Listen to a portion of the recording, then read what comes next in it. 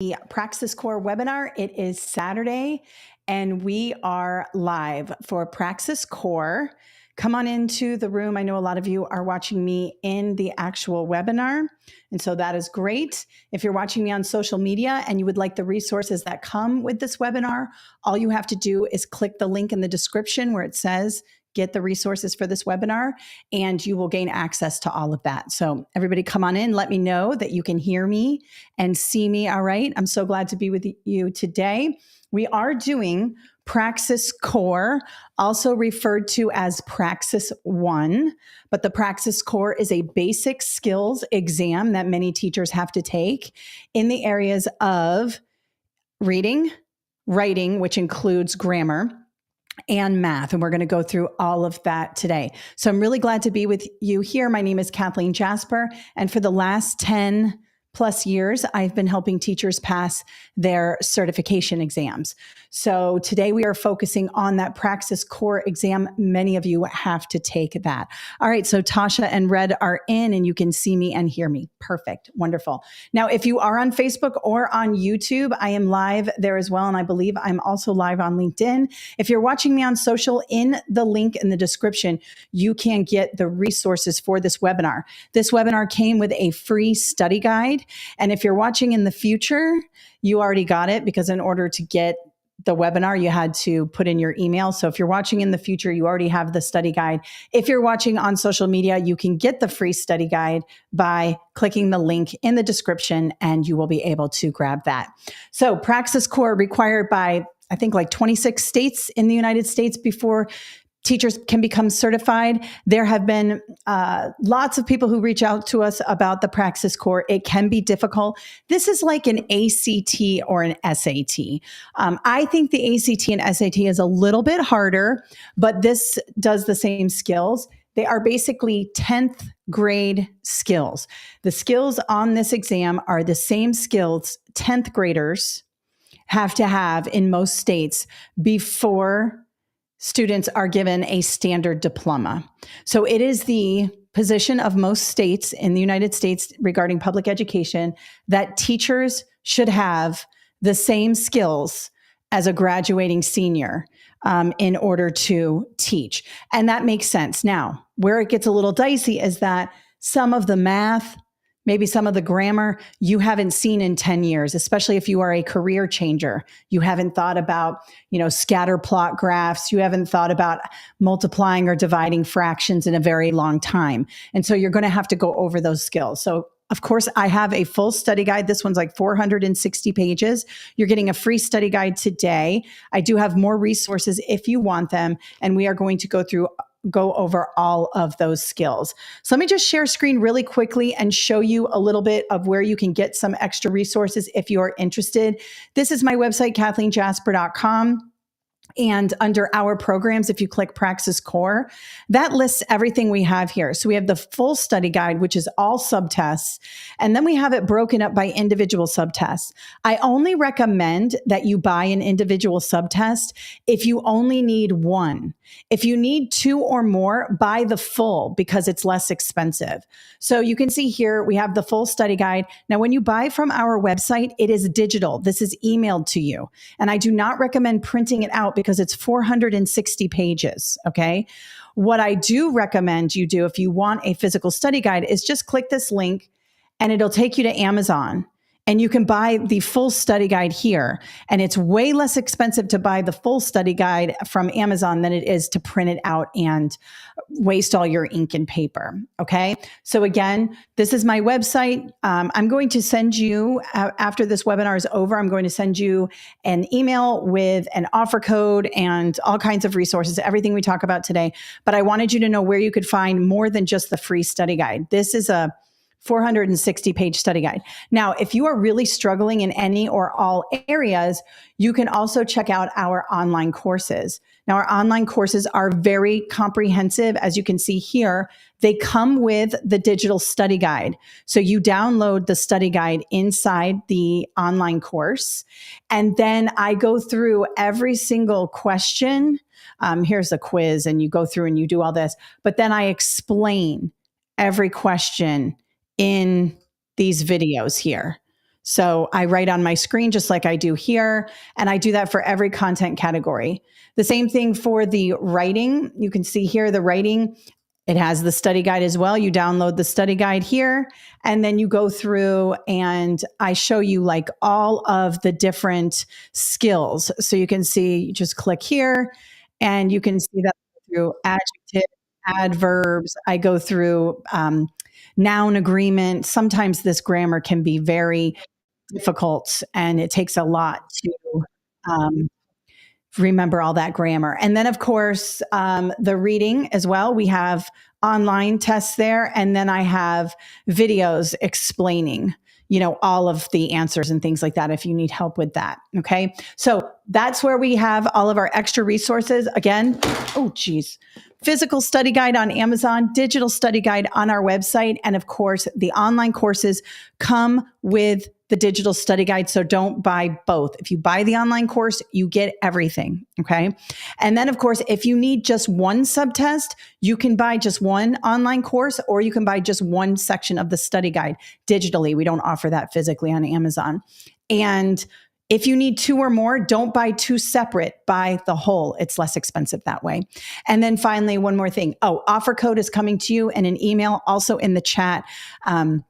Yana, my colleague, will be in the chat and she will give you guys an offer code you can use. And you're getting an email at the end of this webinar with extra things I talk about and links, because as I go through this content, I typically talk about things you should look up on the internet and work through. And I will put all of that in the email.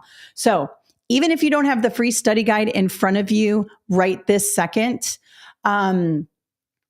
just follow along with me because I'm going to project it on the screen and you can download it later. You can watch this later and you're going to get the replay link in an email as well. So if you haven't had time to download the study guide or you can't find it, don't worry about it. Just look at me, watch me, and we'll go through this. All right, let me go through some questions here. Is this for early childhood? No, this is for the Praxis Core.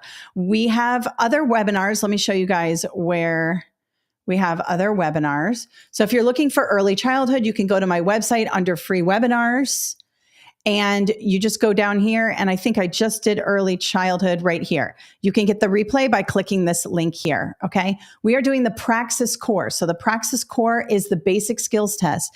Somebody is asking, is this the same as the 5001? No, the 5001 is elementary education. You most likely have to take this as well. Most people who are taking a subject area exam have to take the Praxis Core as well, but check with your state. Every state is different, but most states require the Praxis Core along with the subject area. So someone's asking for early childhood. We have a recorded webinar for that. Someone's asking for 5001. I'm doing that in 2 weeks. I'm doing that June 1st, and I have a recorded webinar on the website. Okay. So again, we're doing Praxis Core. That is what we are talking about today. All right. So let's hop right in to our presentation here. What I'm going to be working from is this free study guide. And so you can see I've got the reading here. We're not going to read together because that's going to be a little bit annoying when it comes to an online presentation, but I am going to go through a few things and a few strategies you can use there. We've got the Praxis Core writing and grammar. And then of course, the essay. I'm going to spend a little bit of time on this essay because a lot of people need help with that. And then the last part is math. I've got a few of those questions we are going to go through. And again, this is an abbreviated study guide. If you want to download the full study guide, you can click this link or go to my website. The full study guide is 460 pages. This free study guide is 11 pages. So lots of people use our free stuff and do awesome. Other people need more. It just depends on what you need. Some of these concepts you might not have seen in a very long time, especially if you are a career changer. All right, let's get right into it. If you have questions, you can ask in the chat and my colleague Yana will help you there. Again, we are doing the Praxis Core exam. This is for 5713, which is reading, 5723, which is writing and also includes the grammar, and 5733, which is the math. All right, we're going through all of that today. All right, so when we talk about the reading, and let me go back here. When we talk about the reading, and let me zoom in. This is not set up the way it's going to be set up on test day because they have a certain type of software. I don't know if any of you have taken an ETS test already. That is the company that makes the Praxis Core and all of the other Praxis exams.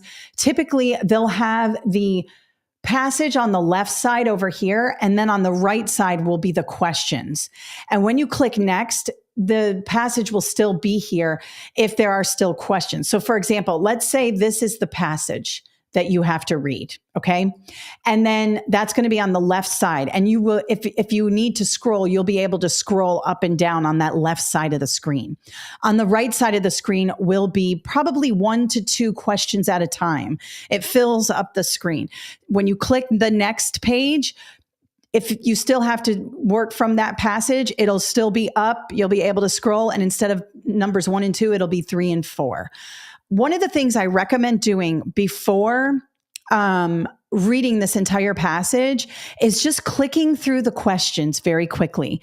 I recommend looking to see the question stem before you jump in and start reading the passage. Because what most people do is they go, okay, read the passage. So they read the passage and then they read the question. And then they forget what they read in the passage. So they have to go back and read the passage. And then they go to question 2 and they get another question. And then they're like, oh, I forgot. Okay, let me read the passage again.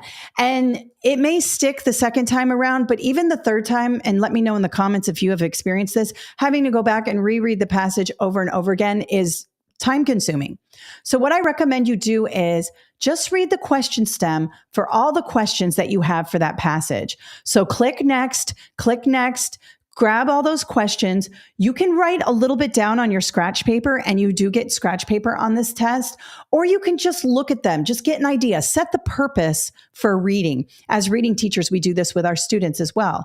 Don't read the answer choices because there are 4 or 3 incorrect answers here. And we don't want to fill our minds up with this. We just want to know what is being asked of us. What is our task? Well, we're looking for the main idea here. So I want to keep that in mind as I'm reading.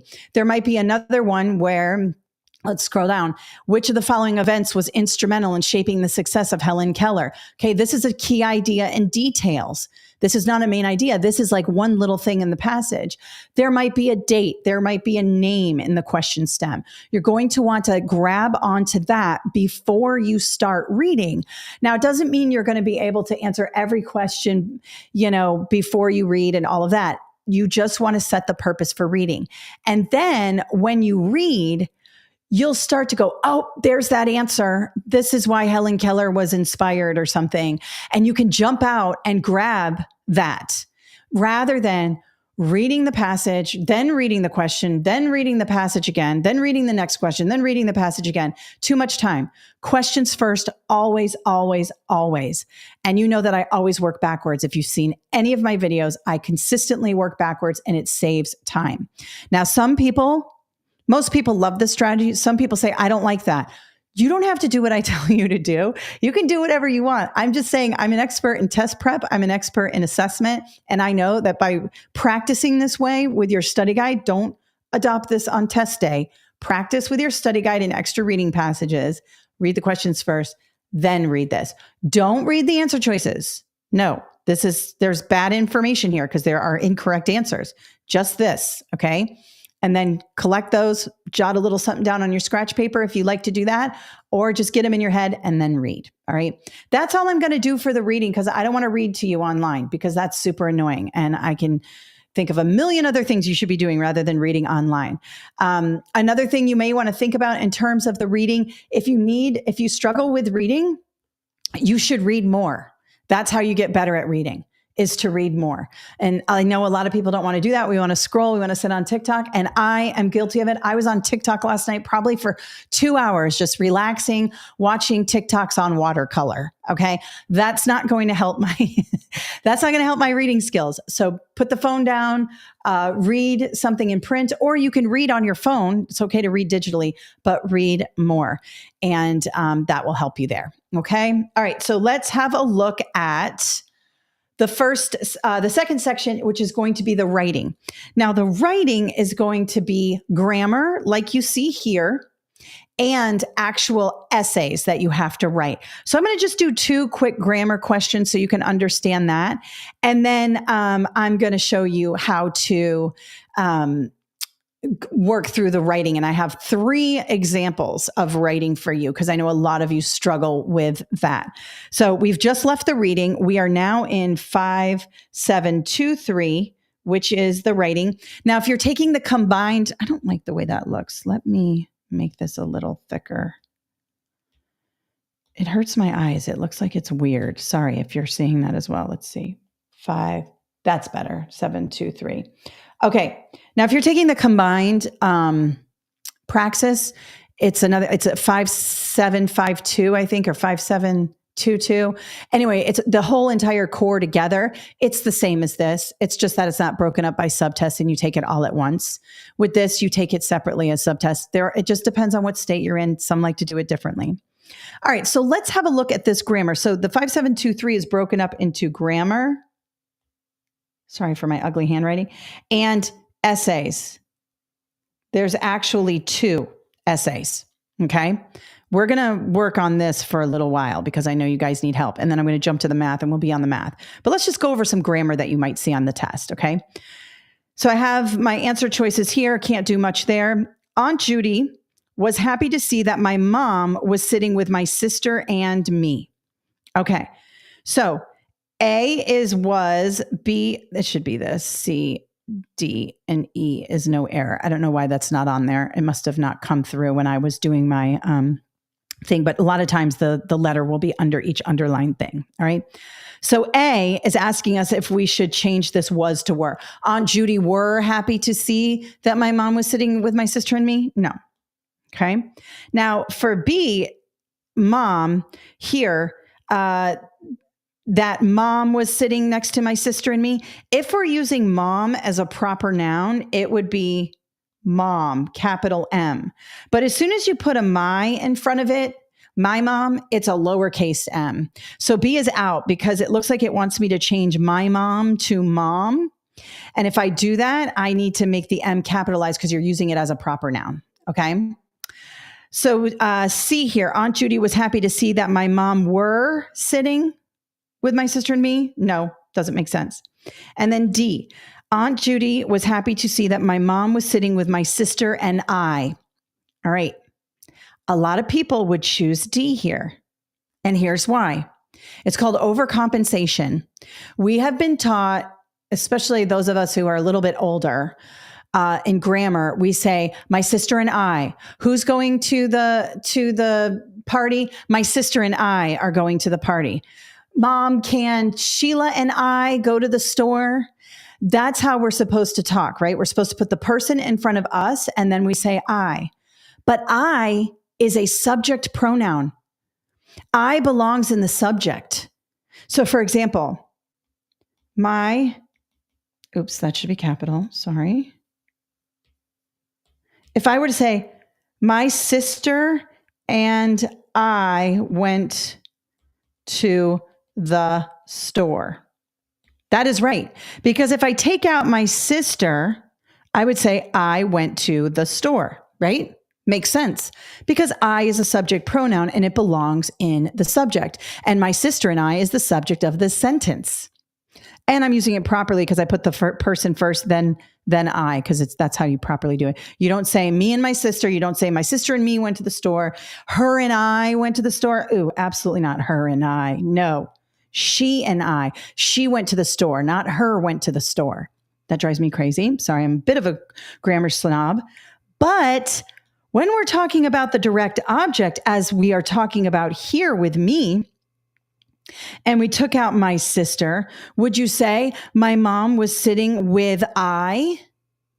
If I were to change that to I? No, you would say my mom was sitting with me because me is the direct object of the sentence. Sheila went to the store with I. No, Sheila went to the store with me. Sheila went to the store with my sister and me, not my sister and I. People do this a lot. And again, it's called overcompensation because you are applying the rules for subject pronouns to direct object pronouns. So D is out, leaving E no error. Two things are happening here also. They're assessing this piece of grammar that most people mess up on here, which is assuming that you would use I here. And that is incorrect. And another thing that's happening is a lot of people don't like to choose no error on a grammar exam because the whole point of the grammar exam is to correct the grammar. And so people are afraid to choose no error. But E, no error, is correct as many times as all the others are correct. Everything is usually evenly distributed in a test. So there are the same amount of A's, B's, C's, D's, and E's throughout the test. There might be one or two extra here and there, but for the most part, it's evenly distributed. You don't have a whole test of E's, a whole test of A's. They try to even that out, right? A lot of people think, oh, there are more C's on the exam. There really aren't. It just choosing C feels good because it's in the middle. All right. There are just as many D's as there are C's. All right. So be careful there. First things first, don't be afraid of no error because it could be the right answer. And make sure you understand your direct object pronouns versus your subject pronouns. The same with who versus whom. I'll give you a quick tutorial on that. Who belongs in the subject? Who went to the store? She went to the store. Notice how I answer with a subject pronoun. Who went? She went. He went. They went. You wouldn't say her went, them went, him went. You would say he, she, they. He, she, they, right? Whom is a direct object. Whom is him, her, them, me. With whom did you go to the store? I went with him. I went with her. I went with them. You don't say, who did you go to the store with? I know we say that in real life, but that's not proper. So remember, whom is the direct object. It goes with him, her, them, me. If you can answer the question with him, her, them, me, it's whom. For example, Mom, I want to go to the dance. With whom? With him, with her, with them. All right. So just remember that. Who can be answered with he, she, they, I. And I have lots of videos on who versus whom. I have them on TikTok and I have them on YouTube because everybody messes it up and it can be confusing. So my grammar channel on YouTube and my videos on TikTok have lots of info for you. If you like short version TikTok, I do a lot of grammar videos on TikTok. All right, let's go to the next one here. Okay, so we have our answers here. The book, Mockingbird, English. Ooh, we don't want the lowercase e for English. Never, never. Curriculum, but okay, let's have a look. The book, To Kill a Mockingbird, is part of the high school English curriculum, but many schools have banned the book. Okay, so got a couple things going on here. We got a title. We have this adjectival phrase or this nominal phrase. They also call it that.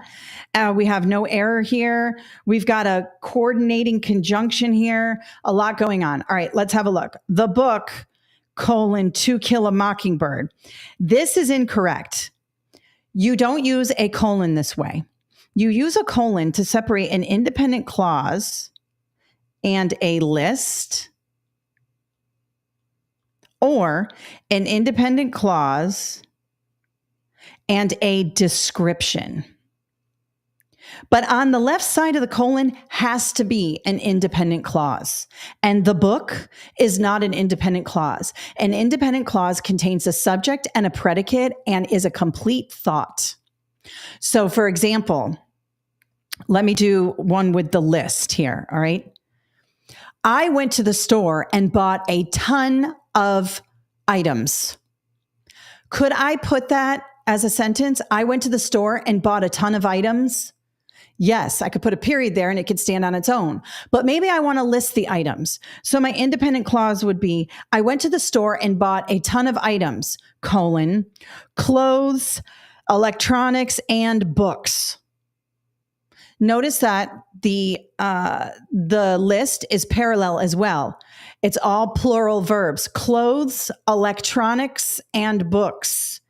And I have an independent clause at the front, and then the colon, and then the list, and a period. Okay. Now let me show you what I would do with this one here: an independent clause with a description or a definition. Independent clause coming. We decided to focus on the most important thing, colon, student achievement. So if my independent clause is, we decided to focus on the most important thing, could I put a period at the end of that and leave it on its own? Yes, I could. But I want to tell you what the most important thing is. I want to define it. I want to describe it. So I can put a colon here and then describe it. So we decided to focus on the most important thing, colon, student achievement, or quarterly sales, or whatever the most important thing is for you, for what you're writing about. Those are the two ways you do a colon. You do not do it this way. Absolutely not. Not in the middle of a sentence like that. No way. Now, the book To Kill a Mockingbird is properly separated by these commas here. Why? When something is bracketed out by those commas there, we often call it an adjectival clause. Nerd alert. I'm in love with grammar, so I know all these phrases. You don't have to know those phrases. But what an adjectival clause is, it is describing what the book is. So I'm telling you, the book To Kill a Mockingbird is part of the English, or is part of the high school English curriculum. Now, when it is bracketed off by two commas here, you can essentially get rid of it. You can pull it out, and the rest of the sentence should read on its own. The book is part of the high school English curriculum. Does that work? Yes, it does. So I do not want to choose B, because B would take those commas away. It would actually turn it into a run-on sentence. We need those commas there to bracket off the adjectival clause so that we can essentially pull it out and the sentence will read on its own. So the last part here is D. The book is part of the high school English curriculum, but many schools have banned the book. Okay. Let's talk about coordinating conjunctions and commas. Coordinating conjunctions and commas. So we have a comma and then a coordinating conjunction like but. Coordinating conjunctions are also called fanboys. For, and, nor, but, fanboy, or, yet so. Fan boys. These are the only 7 coordinating conjunctions: for, and, nor, but, or, yet so. In this case, we're using the be in fanboys, the but. A comma or a conjunction on their own, coordinating conjunction on their own, are not strong enough to hold together two independent clauses. And you can see here, the book is part of the high school English curriculum, and then many schools have banned the book. Those are two independent clauses. Could I take this right here, capitalize the M, put a period and say many schools have banned the book, and it would work? Yes, it would. Many schools, subject, have banned the book. Predicate, complete thought, capital letter, period, works. Is this an independent clause? The book is part of the high school English curriculum, or the book To Kill a Mockingbird is part of the high school English curriculum. That is an independent clause. So in this case, we have two independent clauses and only a coordinating conjunction here. Not strong enough. I need the comma, but, in order to do that. That is why D is the correct answer. Now, let's say I had these two independent clauses above and I only put a comma. This is also incorrect. Why? Because a comma is not strong enough to separate two independent clauses. You need a comma and a conjunction. This is called a comma splice. It'll often be referred to as that. And it's the incorrect usage of a comma to separate two independent clauses. All right. And that is why D is the best answer, because we need the comma and the but together. I could have replaced this but with a semicolon. Semicolons are strong punctuation. They can separate two independent clauses that are related without anything else. So if I wanted to, I could change that but to a semicolon alone. Never semicolon and, never semicolon but, never semicolon or. Nope, just the semicolon on its own. So D is the best answer and no error is out. All right. All right. So let me go back to here, stop sharing, and then I will just take a look here. All right. Here we go. Okay, Mike is asking, I will need to take the Praxis Core as well as the Praxis 2 in Nevada. Is the Praxis 2 a lot tougher? Okay, people ask this question a lot. What is the difference between the Praxis Core and the Praxis 2? Let me tell you what each test is. The Praxis Core is often referred to as the Praxis 1 because back in the day, teachers took this first. That's not always the case now that we have a lot of career changers in education. A lot of times you will be asked to take your subject area first and take the Praxis Core later. If you are taking the traditional route, as in going to a college of education, you will most likely take the Praxis Core before being accepted into the College of Education. A lot of times, okay, let's say you're back in undergrad land and you are in your prereq classes and you decide, I want to be a teacher, I want to go into the College of Education. Before you can go into that major, a lot of colleges, not all, but some, you check with your college, they make you take this test first.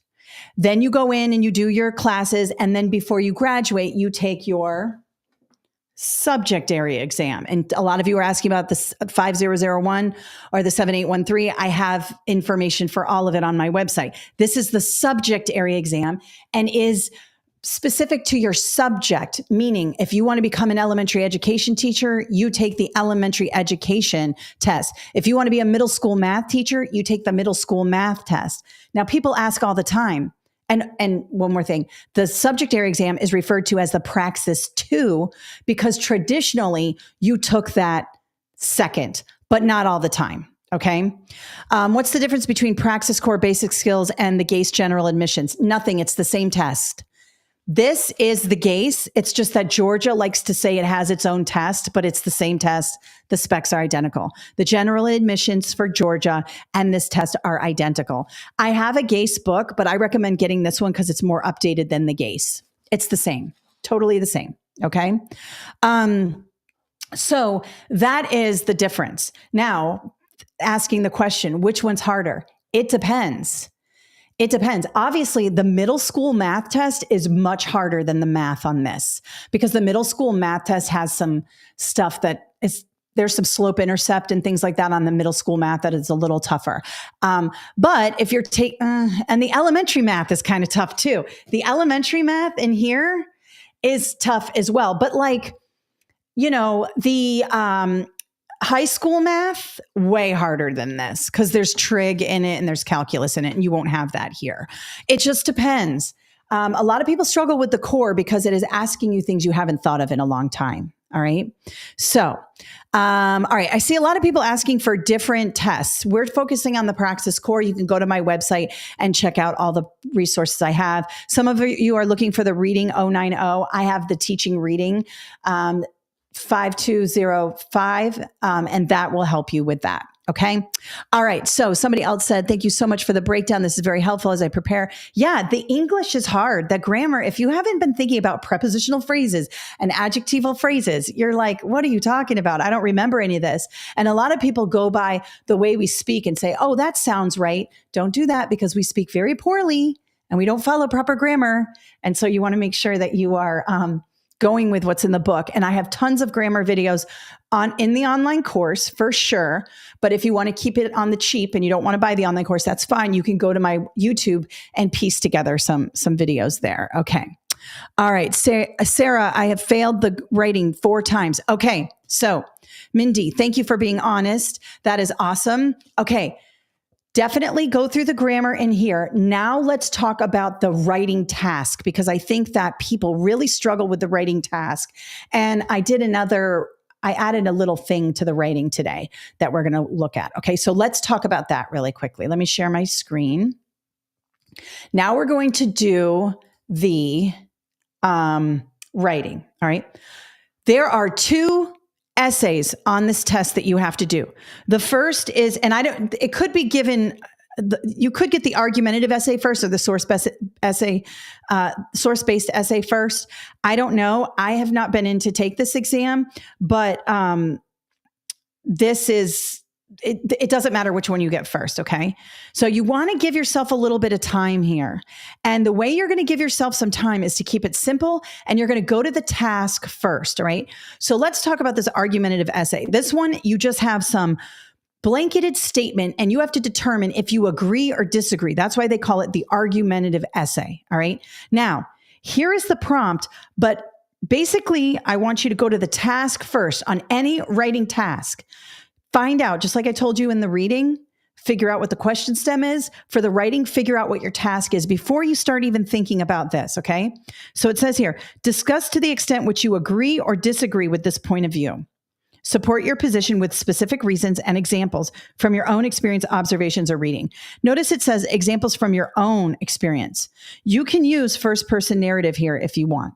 I, me, we, okay? This is my opinion. Do not say things like, in my opinion. You don't have to say that. Just state it, because we know it's your opinion because you're writing an argumentative essay. All right, so I have to decide whether I agree or disagree. Do not say, well, I kind of agree and I kind of disagree. No, you're making it too complicated. This is not going anywhere. This is just someone is reading this and giving you a grade and determining if you can move on with your career or not. Don't try to write the perfect essay. Just do the task. And the task is choose a position. Do you agree or disagree? And then the second part, which is really important, specific reasons.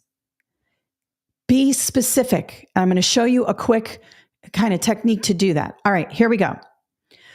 And the statement they give you is always going to be very one-sided and weird, okay?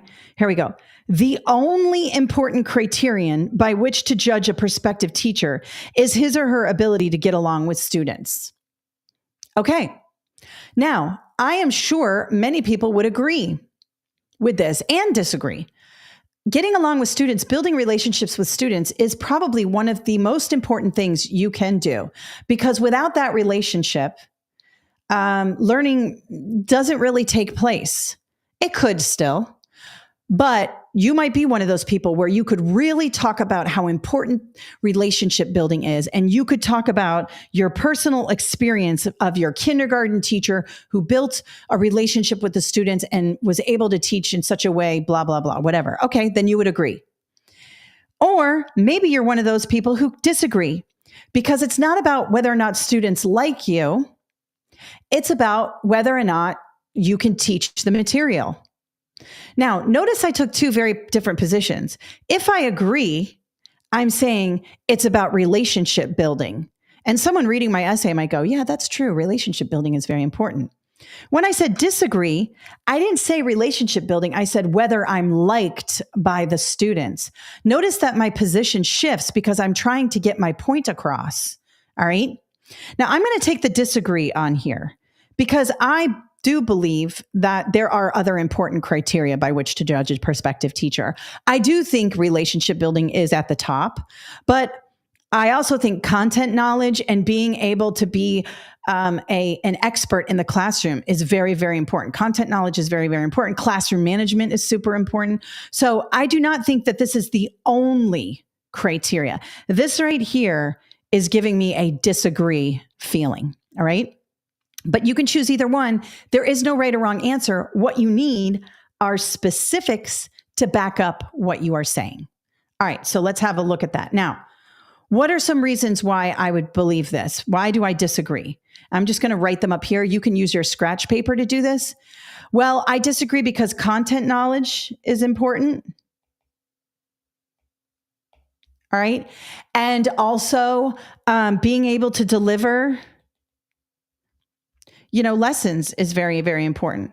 What are some specifics? Well, I might talk about an old school English teacher I had who nobody liked, but was an amazing teacher. All right. Teacher.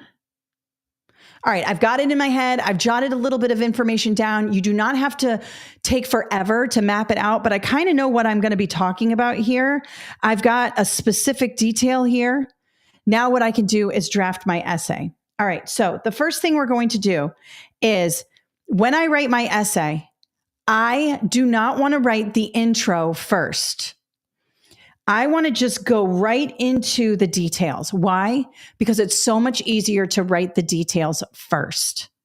Now, this is a longer essay. I actually have a shorter one here. Okay. I'm going with the longer one just to show you an organizational structure, but you can also write one paragraph and get the points you need. We're going to talk about that in a second. Let me just go here. So I'm going to go straight to my details paragraph. In high school, I had an English teacher who was notorious for being difficult to deal with. I, along with others, found him abrasive and stuffy. He certainly wasn't getting along with most of his students. Now I'm getting more specific here. We found his teaching style outdated and boring. Even more specific, he made us diagram sentences, rewrite paragraphs over and over, and proofread constantly. Notice that I didn't just say I had an English teacher who nobody got along with, but he was a good teacher. That's not enough. I have to tell you why he's difficult. The diagramming sentences, the rewriting paragraphs, and he was stuffy. Notice the specific details I put in the essay. That's what the task is asking. And then I say here, however, during my freshman year of college, I quickly realized that because of my English teacher's approach, my knowledge of grammar, punctuation, and structure was far beyond my classmates' skills and understanding. So even though this guy was stuffy and I hated his lessons, turns out he gave me or she gave me a tremendous skill that I could use later. Turns out my English teacher had prepared me to be successful in college, even though he was easily the least popular teacher I've ever had. All right. Now, because it's a detailed paragraph, it's easy to write because I have those details in my head. Have you ever sat at a blank document and gone, oh, how am I going to start this essay? How am I going to start this paragraph? Just go right into the details. Then put your cursor in front of here and hit enter. So you have space to write your intro. If you even want to write an intro, I'm going to show you a way where you can write one paragraph and you don't even need it. But if you're someone who wants to write an intro, you can. Now that I have my specific details, this is where most of the grade is coming from, by the way, is this detailed paragraph, being specific and using your own experiences. This is where most of it comes from. All right. So let's say you're running out of time. You could just say, I disagree with the idea that prospective teachers should be judged solely on their ability to get along with students. Notice I took that from this. I took it from the actual prompt. That's okay. Take it. And I come right out and say it. I disagree. I don't put a bunch of fluff in there. A lot of people are afraid to be direct. I'm from the Northeast. I'm a little too direct sometimes, but in my writing, I'm very direct, and that is a good thing. Do it in your emails, do it in your writing, because nobody wants to read around the world to figure out what you're trying to say. Just say it. I disagree. And then I go a little bit further here. I could just attach that I disagree to here, and we would be good. And you could be fine with just one paragraph. But I'm going to go a little bit further here in case you want to do a little bit more. It is more important for teachers to be experts in their content area. Notice I said content knowledge experts, rather than being popular among students. And here I give a example. For example, a biology teacher must have detailed understanding of topics like cell division, osmosis, photosynthesis. Similarly, English teachers must have info on grammar, usage, structure, and literature. All right. You could do an intro like that, or you could just take this first sentence and add it to the top of here. Then you write the conclusion. Conclusions are really hard to write. You could actually not have a conclusion here. It could be a 2-paragraph essay and you would be fine. But some people really want to know, what would my conclusion be? Okay, here you go. Being an effective teacher is not a popularity contest. Notice that I sum up what I said here in the intro. Teachers must be experts in their fields to be able to give students information they need to be successful. Although it is helpful for a teacher to be well-liked, that's not the only quality. All right, but you don't even need that. Let's have a look at one paragraph. Notice I took my introductory sentence directly from the prompt. I disagree with the idea that prospective teachers should be judged solely on their ability to get along with students. All I did was I took the prompt statement and I put I disagree in front of it. That clearly states to the person grading my paper that I have chosen a position, which was one of the tasks I was supposed to do. It said, describe whether you agree or disagree. So task number 1, check. Then it said, use specific details to back up what you're saying along with personal experience. Okay, Here comes specifics. It is more important for teachers to be experts in their content area than to be liked. Here we go. Personal experience. In high school, I had an English teacher who was notorious for being difficult to deal with. Little too general here. I got to get specific. We found him abrasive and stuffy. We found his teaching style to be outdated. Even more specific, he made us diagram sentences, rewrite paragraphs, proofread constantly. Notice those specific details. Show me, don't tell me. Show me what his teaching style was. Show me why you hated his English class. And then we turned it around to support why you disagree. However, during my freshman year, I quickly realized because of my English teacher's approach, my knowledge of grammar, punctuation, structure, again, details, was far beyond my classmates. And it prepared me to be a successful college writer. More specifics. And then my conclusion, I just grabbed one concluding sentence. Although it is helpful for a teacher to be well-liked, that is not the only quality that makes a teacher effective. This right here satisfies it all. You would get full marks for this. You don't need 3 paragraphs. If you want to write 3 paragraphs, you can. But notice, I would still write my details first. You could start here, right here in high school. Sorry, I'll do a little star so you can see it. In high school, I had an English teacher, da-da-da-da-da-da. And then when I'm done with that, just put the cursor in front of it, put your statement here, conclusion here, you're done. Practice. I have a lot of prompts in the book. Practice. And then what I would do is, this prompt is not dead once you take a position. I disagreed here. Now let's try one where you agree. Write an essay where you agree. Keep practicing. You will not pass the writing if you do not practice your writing. And I have a lot of people who are good at writing. They feel that they are good writers, but they have a hard time writing to a specific task like this. And 9 times out of 10, you're writing way too much and you're going on and you're being disorganized. Just get to the point. I disagree. This is why. Here are some specifics. That's it. That's all it's asking you to do. All right, let's go to a source-based one. Now, in the source-based one, let me go here. Sorry for scrolling. Okay. In the source-based essay, it's going to look something like this. And I didn't want to put this on a slide because it's too much. Okay. So source-based essays, this is the expository essay. The first one we did was argumentative. This is the expository. What does that mean? Well, the expository means all you're doing is summing up or summarizing what is said here. This looks harder, but it's not. All the information is here for you to pull from. With the argumentative, you had to come up with that on your own. With the source-based, they give you all this information. You just have to reword it. All right, so go to the task first, right here. Read the 2 passages carefully and write an essay in which you identify the most important concerns regarding the issue. Explain why they are important. Your essay must draw on both sources and cite the sources. Okay, we're going to cite using APA. It never says use MLA, use APA. Citing sources can just be, this author said this in this article, and this author said that in this article. That could be citing. I'm going to use APA because it's easier. I'm going to show you how to do that, okay? So I know what I need to do.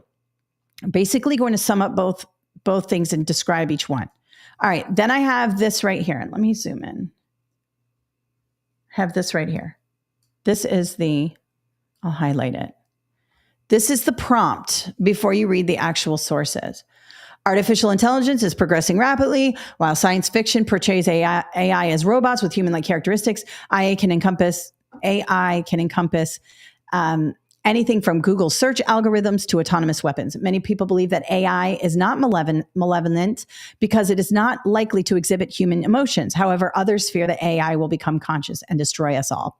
All right, so this is what typically happens with a source-based essay. They have some sort of summary at the top telling you what the situation is. And then there's one source that says one thing and another source that says the opposite. Sometimes they both agree. And I've gotten a few emails saying my source-based essay, they both agreed. So I'm actually going to do both today. I'm going to do where they disagree and I'm going to do when they agree. All right. It's okay. Don't freak out. You're going to use the same skills here. Okay. So we've got, and here's another thing I want you to do. Do not read this whole thing. Find the gist. Look, AI programmed to do something dangerous, as in the case of autonomous weapons. All right, he's saying autonomous weapons. That's bad. Also here, machines can collect and analyze so much about you, they're going to track us and use the information against us. Notice I'm getting the gist of this. This guy is saying it's dangerous. I can see in the title of his article, is artificial intelligence dangerous? 6 AI risks everyone should know about. Right away, I know this person is talking about bad. AI is bad. So find some bad stuff. Okay. Autonomous weapons and tracking and doing facial recognition, cameras and China. Okay. So we've got some information here. Don't start up here reading this slowly, taking up all this time. Grab the information you need and move on. We know Mar is saying AI is bad, autonomous weapons, and tracking our every move. Okay. Now let's go down here really quick. Ooh, MIT, Technology Review, AI as a force for good. All right. So this one is going to be that it's good. All right. AI offers opportunities for underserved segments of the population to gain access to finance. Okay. Credit history. All right. AI understands patterns based on apps people use. Okay, great. Here's another one. In education, it helps improve student outcomes. It's used in student homework programs and adjust learning needs. Oh, like it. Okay. Let's do this. AI can be used in hospitals. Okay. It can collect advanced information from patients to do pre-diagnosis. All right. Right there, I've got a bunch of information. So if I am doing this and I've got my scrap paper, I'm going to have source 1 equals bad. Source 2 equals good. And then I'm going to put down the couple of things in each one that I saw. Let me show you what that looks like. Okay.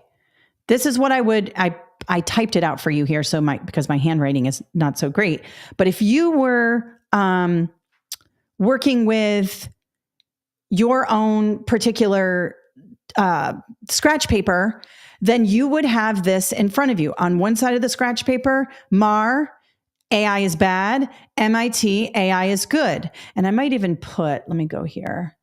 Mar is 2018. Oh, they're both 2018. Okay. So what I might put here is Mar 2018, 2018. They're both from 2018. That's good to know for the citing. Okay. I'll talk about that in a minute. All right. Notice here's my map. Mar, autonomous weapons. Machines don't value human life. Tracking privacy issues. Can be used to prosecute people for crimes. Okay, couple of bad specifics there. Good. Now let's move on. MIT, AI is good. Learning, responds to learning needs. And medical, pre-diagnosis. I pulled that out without reading the whole thing. You do not have to read the whole thing and waste time. All you have to do now is build a paragraph on this and build a paragraph on that. That's it. That's all it's asking you to do. Let's have a look. All right. This is a bigger one. I'm doing a bigger one here. All right. Mar 2018. Okay. This is APA. Last name, date. That's all you have to do. That is proper citing. You're fine. You do not need a bibliography. People call me or people email and reach out at us on social and say, do I need a bibliography for my source base? Absolutely not. Do you know how long that's going to take you? No, just use APA. Last name and date. Mar asserts that AI can be dangerous. All right, come right out and say it. And the time is now to determine how dangerous. Mar 2018 argues that AI can be used as autonomous weapons and develop mind of their own, which puts citizens in extreme danger. In addition, Mar 2018 states that AI can be used to collect, track, and analyze people, which puts them in danger. And then here I go with a little example from Mar's article. For example, face recognition, I should probably put facial recognition, cameras and algorithms can be used to oppress citizens. And then I go a little further. In fact, Mar 2018 cites China's social credit system as a way that AI is used to rate citizens. This goes against the basic principles of American independence. I added this at the end. All right. All I did was summarize what Mar said. I didn't come up with anything on my own. I just put it in a paragraph and told you that Mar thinks it's dangerous. Okay. Conversely, MIT released an article in 2018. Notice that I didn't say MIT 2018. This is another way you could cite. I added this in here just to show you that this is citing an article. MIT released an article in 18 that praises AI and outlines ways it can be used as an effective tool to improve citizens' lives. Let's get specific. One way AI can be positively used is in student outcomes. For example, good word to tell the person grading your essay that you're about to give them a specific. AI can differentiate learning and tailor curriculum based on students' needs. Notice I cited here MIT, 2018. MIT 2018 shows how AI can be used in hospitals. For example, it's being used to collect advanced patient information for basic pre-diagnostics, blah, blah, blah. Again, I summarized what MIT said and threw in a couple citations. Fine. Everything is fine. This would give you full marks. Now, if you're one of those people who wants to do an intro or a conclusion, you can, but write these paragraphs first because this is where the grade is coming from.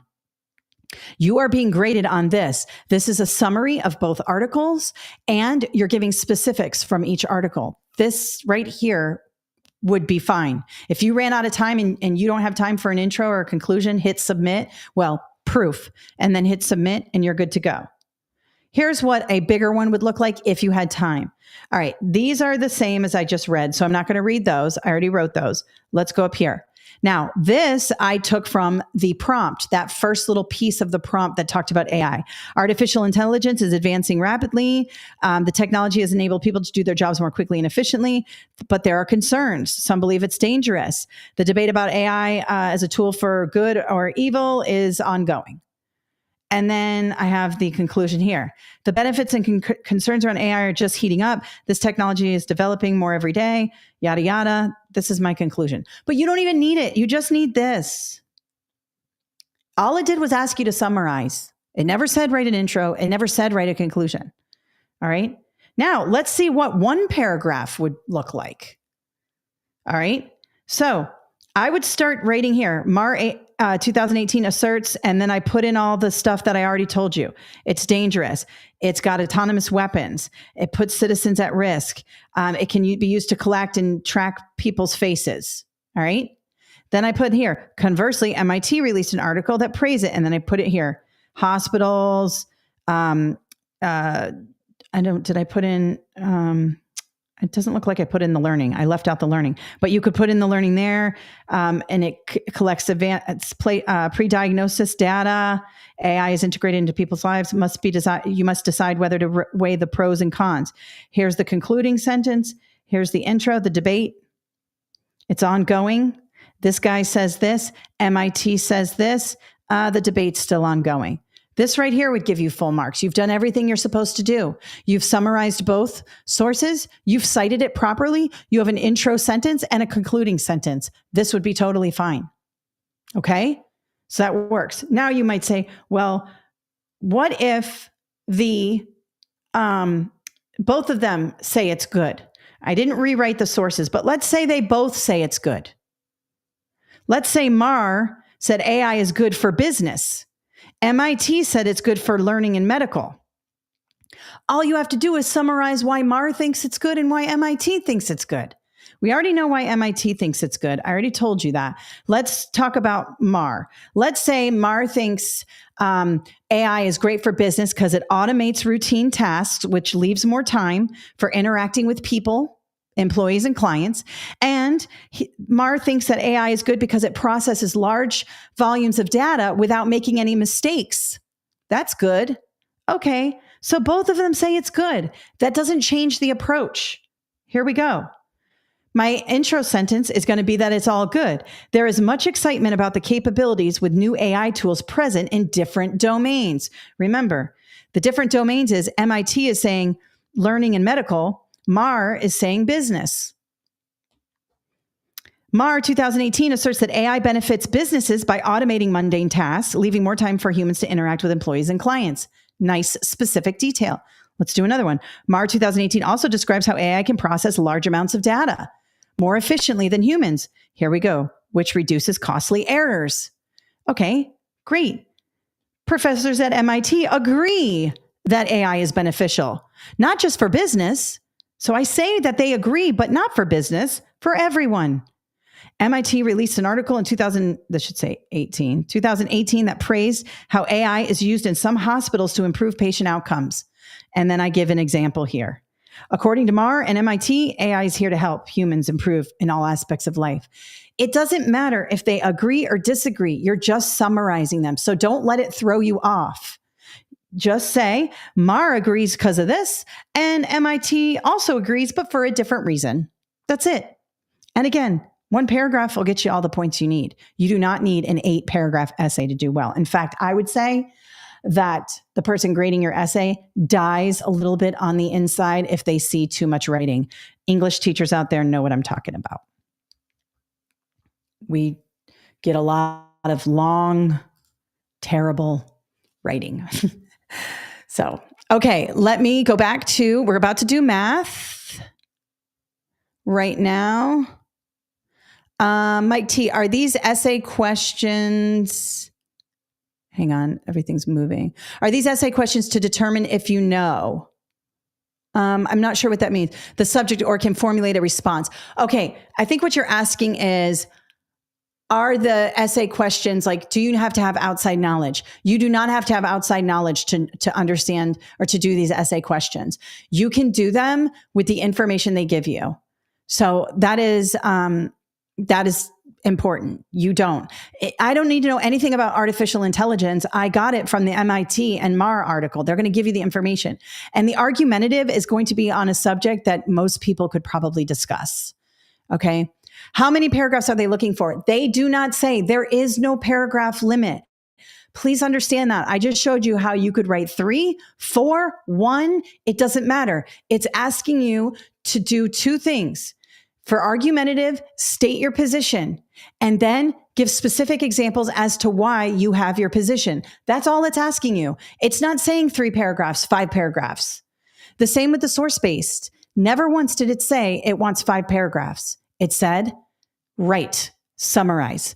That is not, and I just said, you don't need an intro or a conclusion. You can, if you want. Some people feel really terrible writing no intro and conclusion. That's okay. But you saw in there where I just had 1 paragraph. All I had was an intro sentence and a conclusion sentence. And inside the paragraph are my details. That is fine too.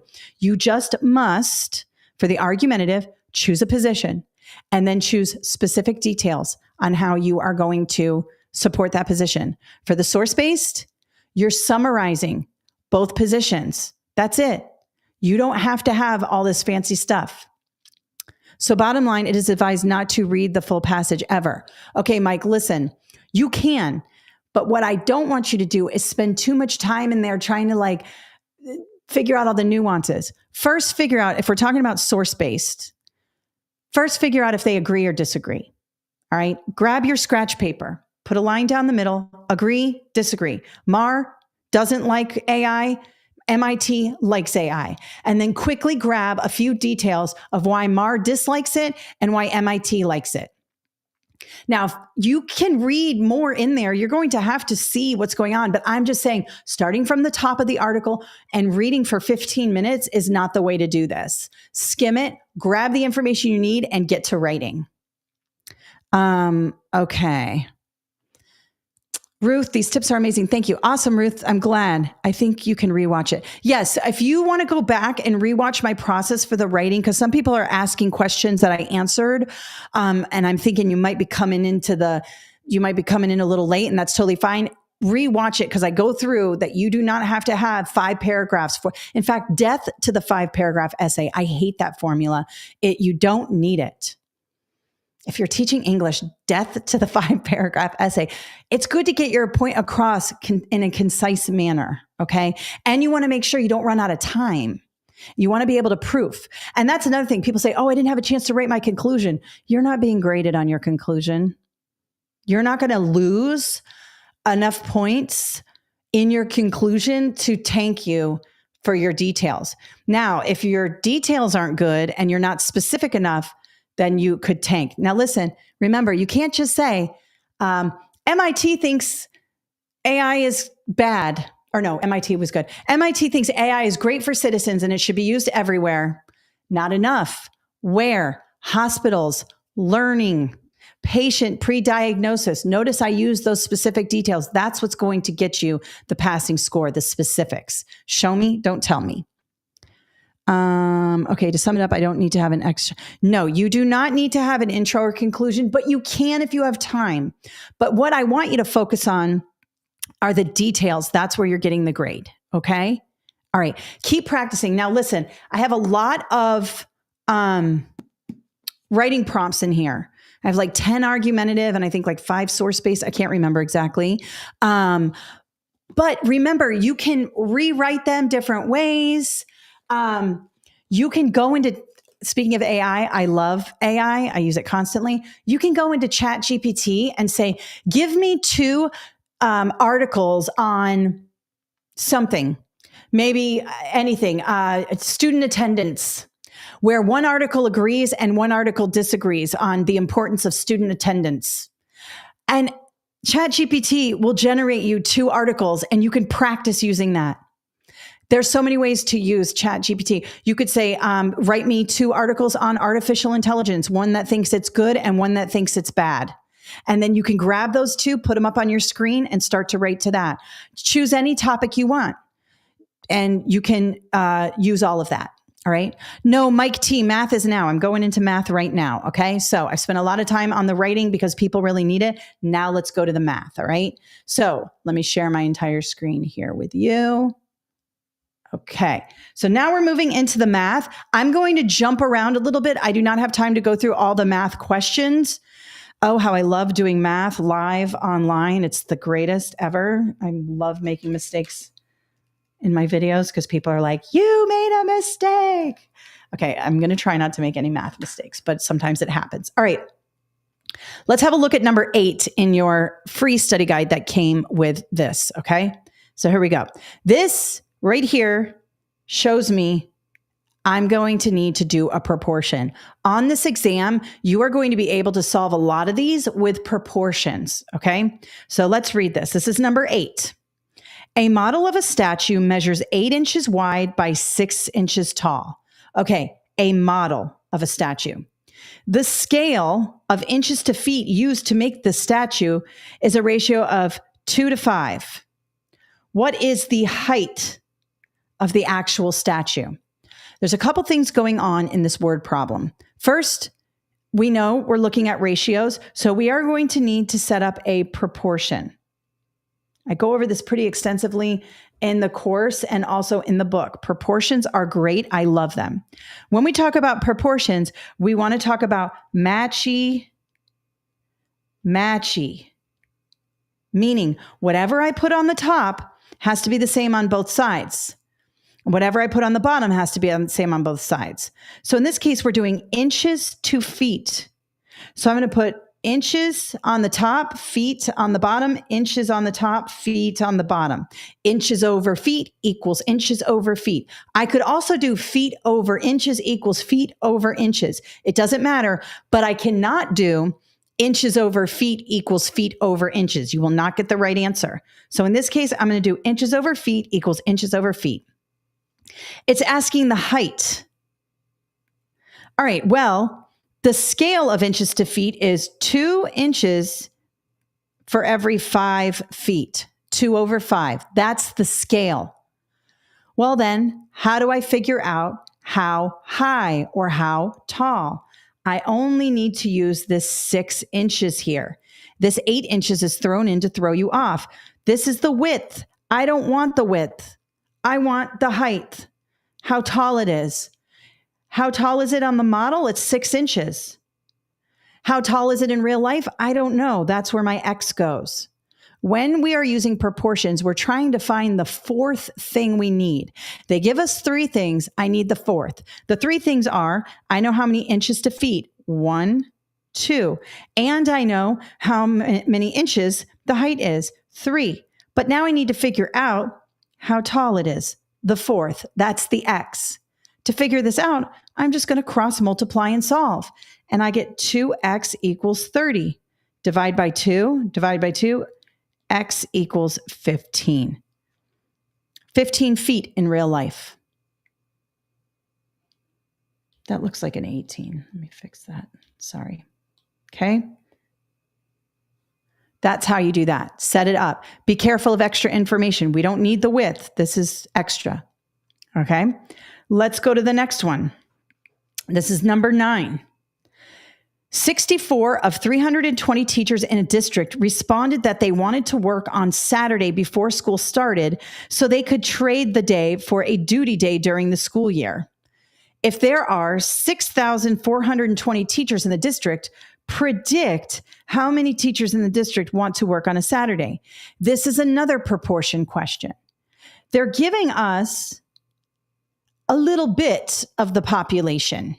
This can be done with in the environment too. It could say something like 64 salmon out of 320 total salmon were tagged. 64 of them were tagged. Predict how many in a lake of 5,000 salmon are tagged. You're basically going to use this ratio to figure out how many total teachers in the real world, in real life. So 64 out of 320. So this is part over whole. This was the total surveyed. These are the parts. These are the people who wanted to work.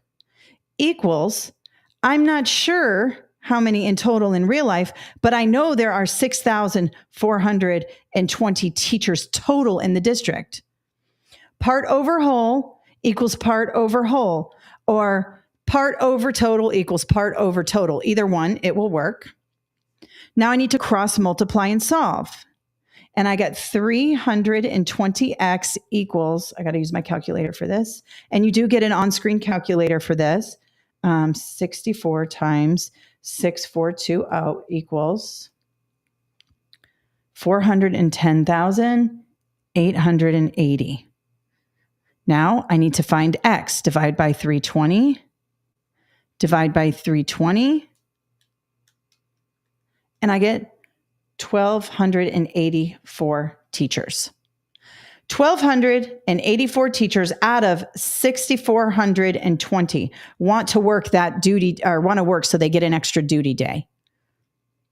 So what did I do? I took this survey. This 320 is the total surveyed. This 64 are the ones who said they wanted to work. I turned that into a ratio or a fraction, 64 out of 320. Well, what does that predict all of the teachers in the district? Because we don't survey everybody, right? So I don't know how many, but I know the total in the district. So I put that here. Part over whole equals part over whole, cross multiply and solve for x. Now there are shortcuts. People go, well, you could just see that 320 6420 divided by 320 is 20.06, and then you can multiply that by 64. There are shortcuts here. I like to do it this way because it keeps it straight. And most people who are coming to me have math anxiety, and so I don't like to throw a bunch of shortcuts at you. When you can do shortcuts, and I'm going to show you one in a minute, you're going to want to do it. But when you're trying to keep your numbers straight, I like to just keep my proportions the way I'm supposed to do them, and that's how I do it here. Okay? All right, let's have a look at number 10, scatter plots. And notice we have slope intercept form, y equals mx plus b. Some of you haven't seen that equation in a very long time, y equals mx plus b. Some of you don't want to see that equation ever again in your life, but you may have to encounter this here. Well, why? A couple reasons. They beefed up in 2019 the math exam to be heavy on the data analysis.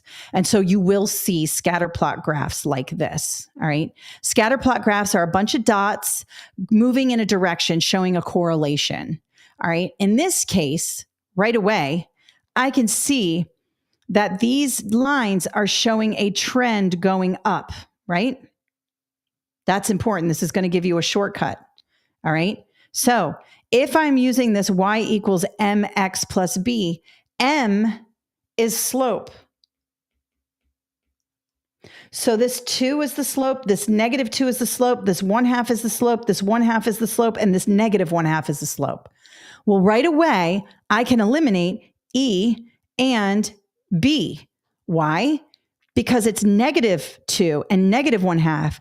A negative slope goes down like this. And that's not what's happening here, right? Our slope is going up. So we can eliminate E and B right away, which just made our chances easier for solving. Okay. So that's a first way in which we can shortcut it. All right. Now we want to look at the slopes. I have either a 2/1. We're going to use a fraction here, 2/1, which is A, or C is 1/2 and D is 1/2. So it's either going to be 2/1 or 1/2 slope. Okay. Now slope is interpreted as rise over run. What does that mean?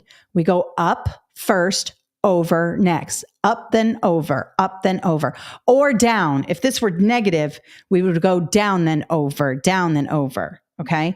But in this case, it's positive. So we're going up and over, up and over. Okay. So let's go ahead. Let's take a look at this 1/2. Let's see how that goes. Now, another thing we want to pay attention to on this graph. Notice the left side. It's not going 0, 1, 2, 3, 4. This is the y-axis right here. This up and down. It's going 2, 4, 6, 8, 10. It's going by twos. Be careful. The x-axis down here, this is the x-axis. It's going 1, 2, 3, 4, right? Oh, you can't see it. I'm zoomed in too much. Sorry. It's going by ones. The bottom is going by ones, and the side, the y-axis, is going by twos. Be careful. And if I want to figure out my 1/2, this is what I would do. Up 1 would be right here in the middle of 0 and 2. Over 2 would be right here. Up 1 over 2. Up 1 over 2. Up 1 over 2. Look at this line. This line has barely any slope at all because it's only 1/2 slope. It's like it's definitely not in the same as these dots are going. These dots are going like this. Okay. So I know 1/2 is out. Let's go ahead and check 2/1. Okay. So let's try 2/1. Remember, rise over run. All right, here we go. Up 2, because it's going by 2, over 1. Up 2/1. Up 2/1. Up 2/1. Up 2/1. Up 2/1. Up 2/1. Up 2/1. Up 2/1. Notice that my purple dots here are going in the same line as these dots are. So in this case, my slope is 2A. So that would be, it's not the quickest way. I'm explaining it, so it's taking a little longer. But immediately what you want to do is eliminate any negative slopes. Now, if the dots were going like this, let's say the dots were going like that, that would be a negative slope. And you could eliminate all the positive slopes, all of the positives here, and that would leave you with B and E.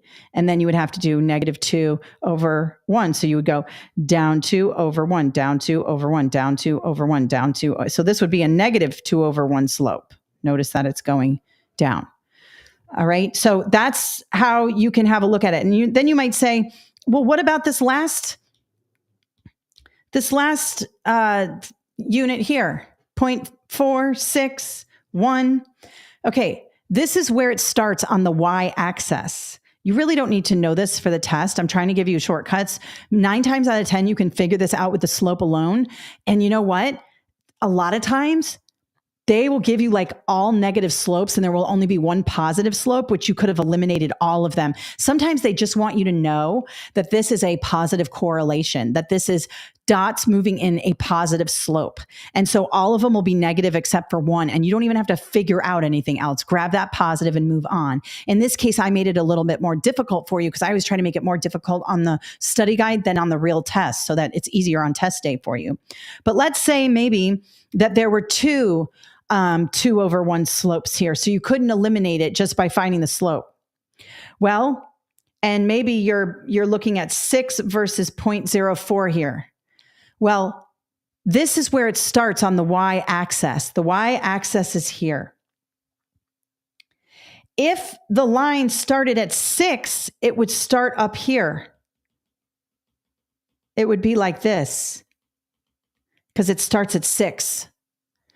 That's the B in the slope-intercept form. And you can see that the way it is here, it's starting right around here, a little bit above 1, a little bit below 1, a little bit above 0. And that's why the B is 0.4 here.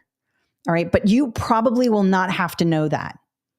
But just know that B is the y-axis where it starts. And we know it's not 6.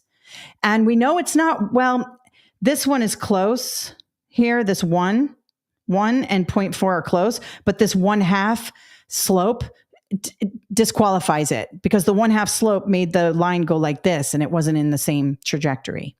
Okay. Hope that's clear for you. Definitely check out, I have some videos on slope as well on my YouTube channel. And of course it's in the, I go through this extensively in the online course. All right. Now we have probability. This is number 12 on the free study guide that we did. All right. Probability tends to upset people, but let's just keep it real simple here. Okay. Probability is part over whole. Remember that. That'll save you. Okay.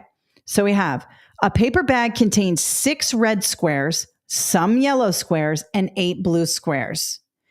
If the probability of selecting a yellow square is 5/12 or 5 out of 12, how many yellow squares are in the bag?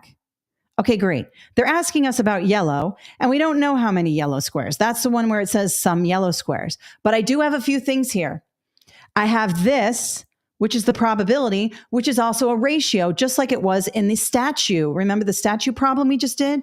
So let's set up a proportion. And I already have this ratio or probability here, 5 out of 12. Very helpful. Okay.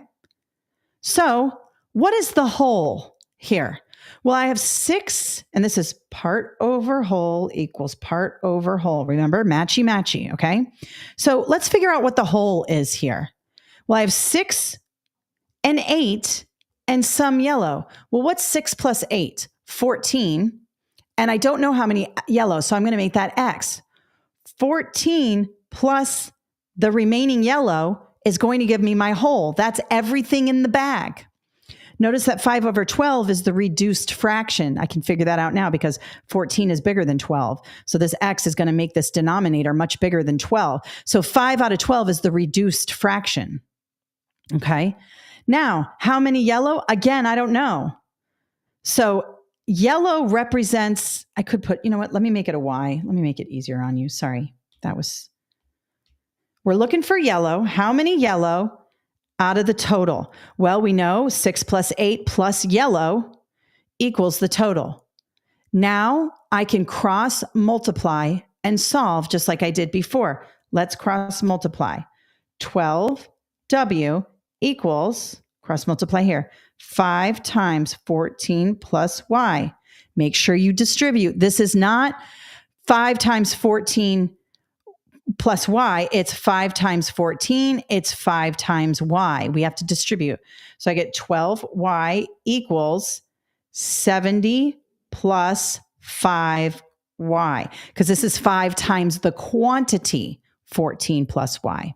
Okay.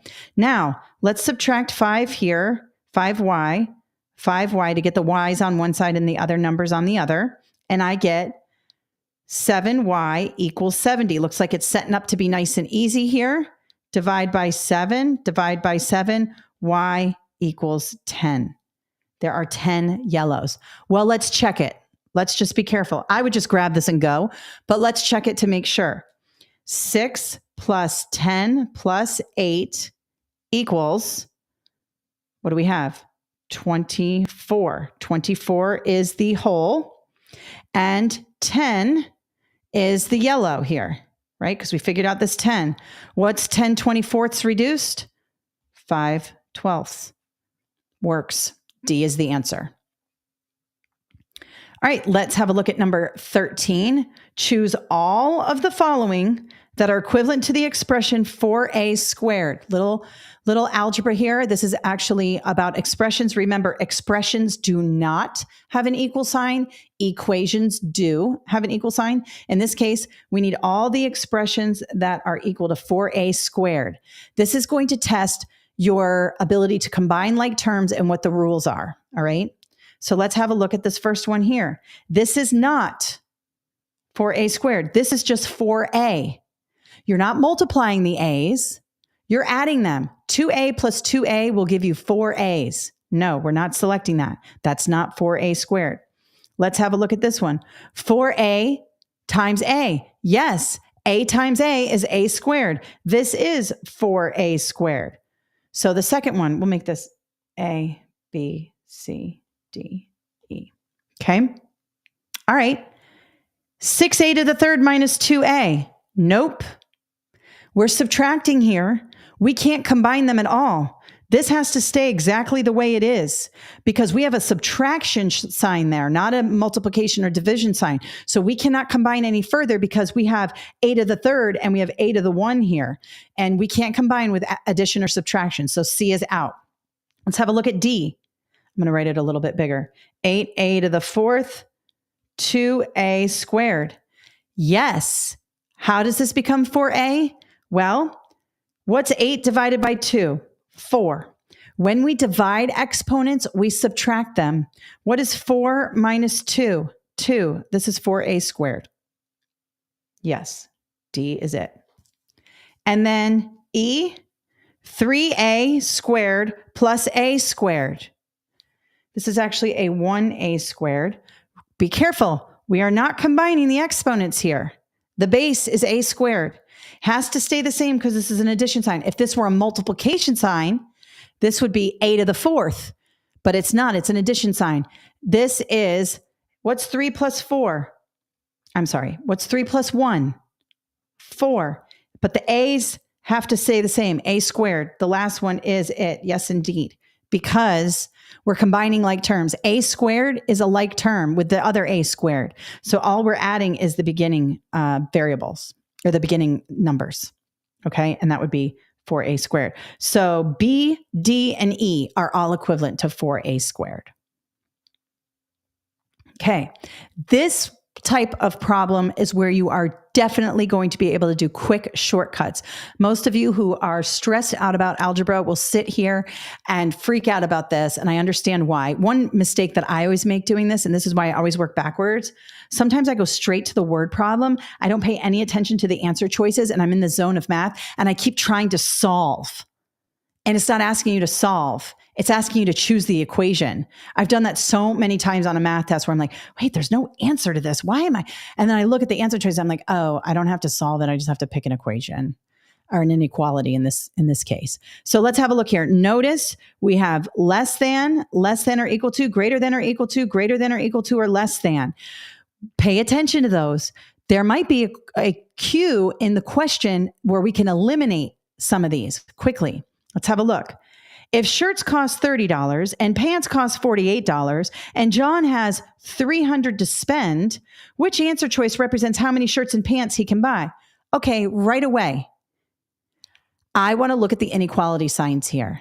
He has $300 to spend. That means he can spend $300 or he can spend less than $300. Can he spend more than $300? Can he spend $301? Can he spend 399 cents? Can he spend 310, 330? No, he can only spend 300. So anything greater than is out. So C is out.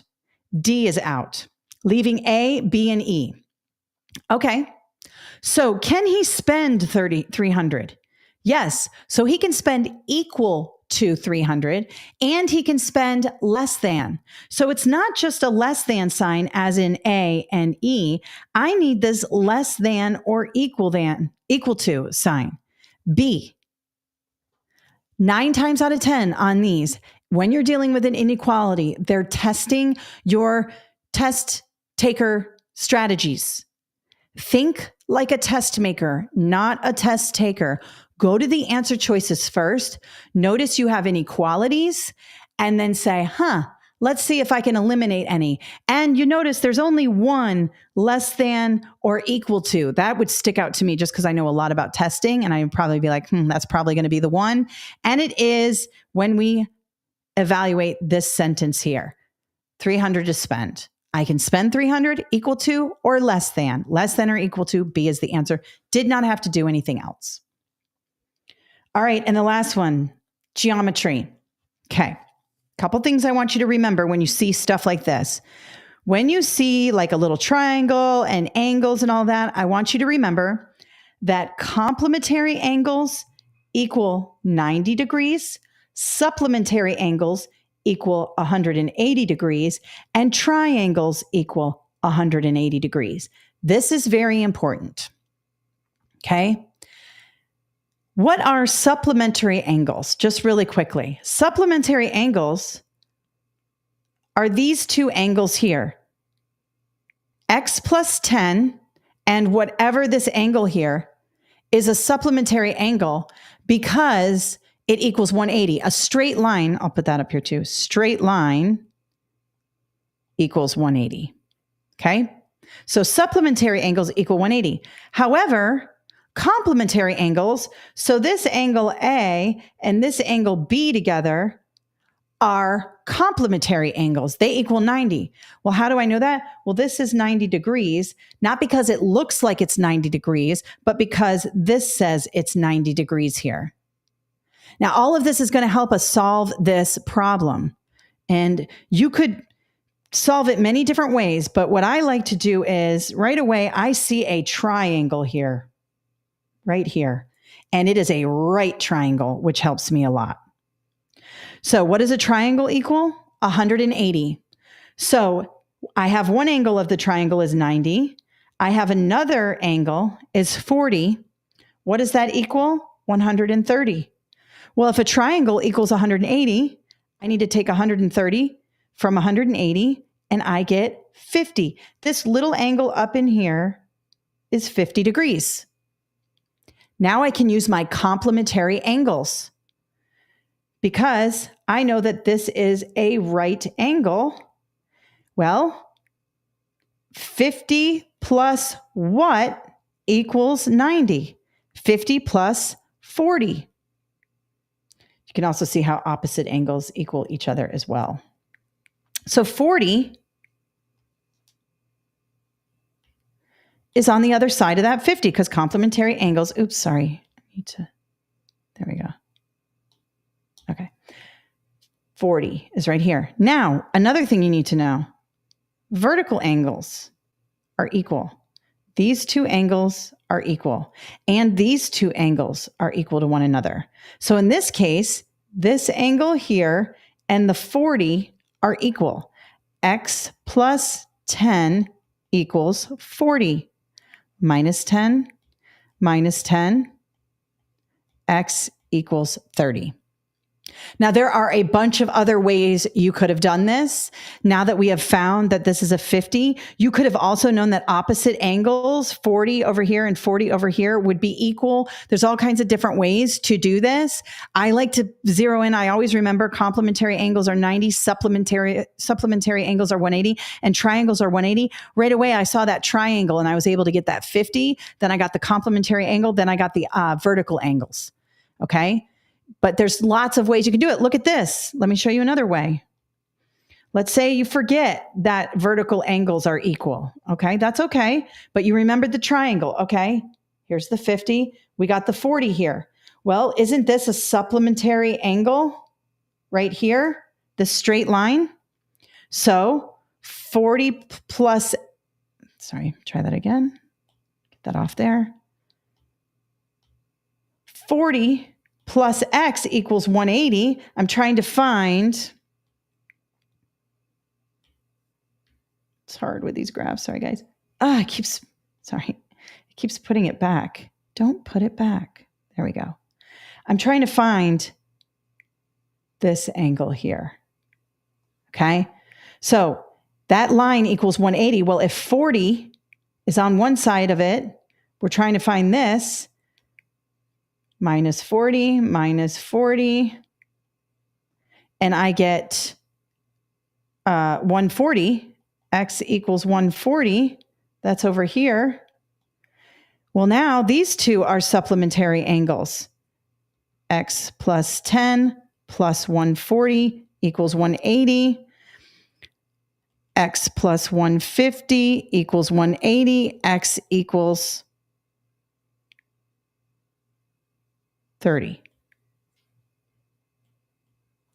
There's all kinds of ways to do it. Just keep things straight and just try to remember complementary 90, supplementary 180, triangle 180. And again, we go through that in the book pretty extensively. There's charts to help you with that and some other things to remember. You're probably only going to get one of these questions. And if it gives you agita, skip it and move on. You're not going to get 8 of these questions. You're going to get 1. So if you're better at other math, then don't worry about it. Just skip it and move on. Okay? All right. That brings us to the end. Let me stop sharing here. Whew, okay. Here we go. Texas does not allow calculators. Okay. Rochelle, Texas may not allow calculators. You don't get an on-screen calculator? I would look that up.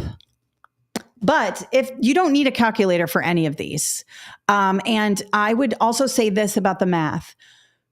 If you are going to practice with the on-screen calculator, download a little app for your computer that you can pull up the calculator on your screen and practice, because it's so much different than holding it in your hand. And Praxis only lets you do the on-screen calculator. You'll also get a formula sheet too. Okay. All right. My tutor says to use proportions for as much as you can. Yes, Caitlin, I love your tutor. I do the same thing. I use proportions for everything. Yep. It really does help. I heard Math Core was hard. I had a friend who had to take it twice. You got this. Okay, Connie. Yes, the math is hard, but a lot of people have to take it twice. It's okay if you have to take it twice. It's okay. Think positive thoughts and pray before you go. Connie, yes. Listen, one thing I'll say about math. If you're having these conversations with yourself that say, I'm not good at math, I don't like math, that's not serving you at all.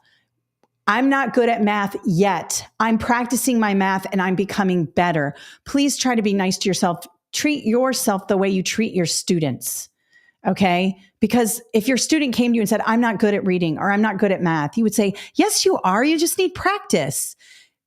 Talk to yourself the way you would talk to your students. Be nice to yourself, right? I know you guys love your students and you're so good to your students. Try to do that to yourself. Have some patience. I have to remember that for myself too, because I'm really hard on myself. Okay. Prayers for you, Aaron. Yep. Aaron, you got this. You can do it. Go back through here, the writing. Okay.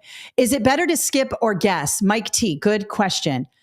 Guess. Don't leave anything open. I would say if a math problem is taking you more than a minute to 2 minutes, you need to cut it, move on. Like that geometry problem, or even that scatter plot problem. If you're like, oh my God, try to narrow it down. See if you can narrow it down. See if there's a way. If it starts to like give you agita or freak you out, grab your number, whatever you want, and move on. When I take tests, I like to use the same guessing letter throughout, unless I've eliminated it, unless you narrowed it down 50-50 and your guessing letter is out. In fact, if you run out of time, and I say this to ACT students, use the same letter. Let's say you have 5 questions left and it's like going 5, 4, 3, 2, and you're about to be done. Just go C, C, C, C, or D, D, D, D, or E, whatever it is. Use the same letter because you have a better chance of getting one of them right when you use the same letter all the way down than if you Christmas tree. If you Christmas tree, you could get them all wrong. If you go straight down, A for the last 5 or 8, if you have those left, you may get a couple right and you may make it. Okay. Unfortunately, you do not get an on-screen calculator or the ability to bring a calculator with you. As third attempt, I feel more confident. Okay. So Rochelle, or Rachel, I'm not sure either way if it's Rochelle or Rachel. Thank you for that. Sometimes you do not get a calculator, but all of these can be done without a calculator. So I know it's a little easier if you have the calculator, but you can do it without a calculator. Practice then without a calculator. Is all of this good for Georgia certification? Yes. Crystal, Georgia uses the same. If you notice we are running out of time, what should we do? Precious, just what I said. Choose one letter, guess the whole way down. If you're in the writing, wrap it up. Move on. My master's program is requiring me to take the Praxis when I have already passed the GACE program admission. Do you know why? Terry, I don't know. Every state is different. Sometimes they make you take things. A lot of it's a money grab. I don't know. It's just state requirements. I'm sorry to hear that, but you can do it. You can do it. All right, guys, listen, I'm going to go, but here's a couple things I want to send to you really quickly. First of all, website, free webinars. Make sure you check them out. I'm doing ESOL next week's my daughter's birthday, so I'll be off that Saturday. I'm doing ESOL on the 25th, and I'm doing 5001. This is elementary ed on the 1st. Okay. Another thing I have, brand new teacher interview course. This is awesome. It's only $39.99. I just finished it yesterday. It has 7 modules, I think, all with specific questions for your teacher interview. Whether you are brand new and never have ever interviewed for a teaching position, I tell you what to say for specific questions like classroom management. What does a day in your classroom look like real specific stuff, nothing general. And also if you're a seasoned teacher, but you're looking to switch schools, I show you how to answer those. This is only $39.99. You can use it as an audio course or a video course. And it comes with the download for the questions, so you can print them and take notes on them. So that's awesome. Of course, we have our Praxis Core study guide, and you have the physical. If you want to get it on Amazon, don't print, get the physical on Amazon. Remember, we have very extensive online courses many people have used to pass. I do the same kind of style I'm doing here, writing on the screen, hoping I don't mess up. No, I'm just kidding. I do it right in the course. And all of that. And then, of course, I have short form videos on TikTok. I have, slope equations of a line here. If you're looking for some math, some PEMDAS, interpreting scatter plots. I've got grammar, other stuff, just stuff regarding teachers and teacher certification, stuff like that. Of course, my YouTube channel, lots of stuff here. I have a math playlist. I have a grammar playlist. I have a test strategy playlist, how to think like a test maker. This is very helpful. Teaching reading, those of you who are working on that, or if you're having a hard time with your elementary education reading section, all of that is here. And of course, previous webinars are here for you. What else do I have? Oh, Facebook. I'm always live on Facebook. So you can see us here for sure. Check that out, like our Facebook page. And I think that's it. Check out my new online course for the teacher interview. You're going to love it. I promise you. I used to hire lots of teachers. I was an assistant principal and I was a teacher, but I know what they're going to ask you, and I know why they're asking you, and I know what answer they want. So I share that with you. Okay. All right, guys. I'm so happy that you were here. Thank you, Regina, Judy, Mike T. Thank you. Everybody, Terry, Aaron, thank you so much for coming today. I'll be back in 2 weeks for ESOL. Check out my YouTube channel, check out my products, and I hope you have an awesome day. You've done enough. Go relax. Be on the lookout for the email with all the extra resources, and I will see you soon.